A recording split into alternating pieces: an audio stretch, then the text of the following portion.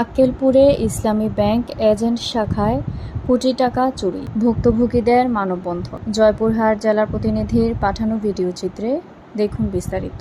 জয়পুরহাটের আক্কেলপুর উপজেলায় ইসলামী ব্যাংকের এজেন্ট শাখায় কোটি টাকা আত্মসাতের অভিযোগে উত্তাল হয়ে উঠেছে জনতা।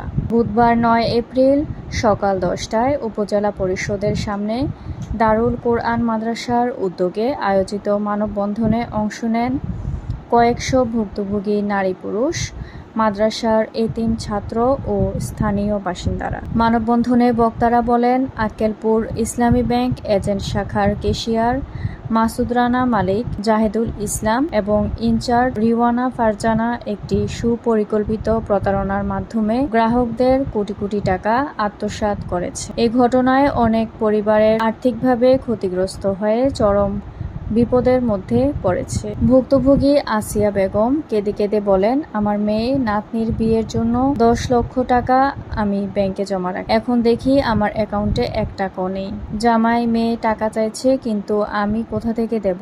সংসার ভেঙে যাওয়ার। একজন তৃতীয় লিঙ্গের নাজমুল বলেন, আমার অ্যাকাউন্টে ২০ লক্ষ টাকা। একাধিকবার ব্যাংকে গিয়ে হিসাব চাইলে তালবাহানা করা হয়, পরে দেখি অ্যাকাউন্ট পুরোপুরি খালি। শাহানা বেগম নামে আরেক ভুক্তভোগী বলেন, বিদেশে থাকা আমার মেয়ে ৫ লক্ষ টাকা পাঠিয়েছিল। আমি ১ লাখ টাকা তোলার পর বাকি টাকা তুলতে গেলে দেখি কিছুই নেই। আমি নিঃস্ব হয়ে। মানববন্ধন শেষে একটি লিখিত স্মারকলিপি উপজেলা প্রশাসনের কাছে হস্তান্তর করা হয়।